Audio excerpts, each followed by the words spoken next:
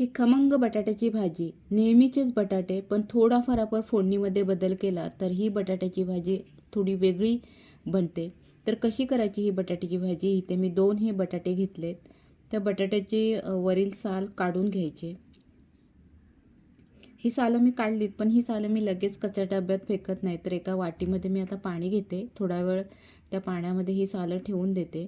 3-4 तास झाल्यानंतर ही सालं त्या कचऱ्यामध्ये फेकून देते आणि ते जे पाणी असतं ते मी कुंडीतल्या झाडाला टाकते. आता हे बटाटे आहेत ना, त्याच्या आपल्याला फोडी तयार करून घ्यायचे आहेत. हे बटाटे मी आता कट करून घेतलेत, पण आता इथेच ठेवले ना तर ते काळं होणार. तर मग आता ह्या वाटीमध्ये मी पाणी घेतलं, त्याच्यामध्ये ठेवून देते थोडा वेळ आणि हेच बटाटे एका भांड्यामध्ये टाकून त्याच्यामध्ये थोडंसं मीठ आणि चिमूटभर हळद घालून आपल्याला एक उकळी येईपर्यंत शिजवून घ्यायचे आहेत. एकदम पण शिजवायचे नाहीत, थोडं कडक पण राहिले पाहिजे, कारण की ते आपल्याला फ्राय करायचे आहेत. तर आता हे एक उकळी आल्यानंतर मी गॅस बंद केला. आता हे मी चाळणीमध्ये टाकते, कारण की त्याच्यामधील जे पाणी आहे ना ते पूर्ण निघून गेलं पाहिजे. थोडं असं सुक्कं झालं पाहिजे, कारण की त्याला आपल्याला लावायचं आहे हे 2 चमचे मक्याचं पीठ.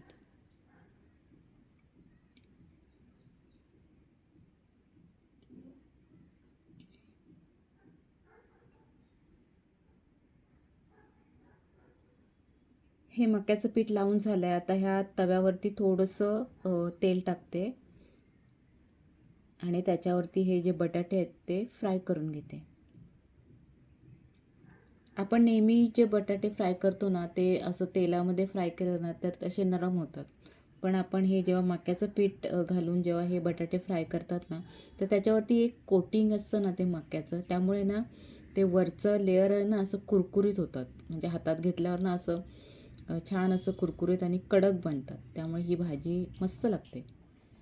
आता त्याच तव्यामध्ये मगाशी आपण तेलामध्ये फ्राय केलं, आता हे थोडंसं बटर घेते आणि लसूण लागणार, तर लसूण फ्राय करून घेते आणि ह्याच लसणीच्या फोडणीमध्ये आपण जे बटाटे आता हे करून घेतलेत, उकडून फ्राय करून घेतलेत, ते पुन्हा ह्याच्यामध्ये फ्राय करायचे आहेत. आणि हे काळी मिरी पूड घेते थोडीशी चिमूटभर आणि भरपूर सारी कोथिंबीर घालायची.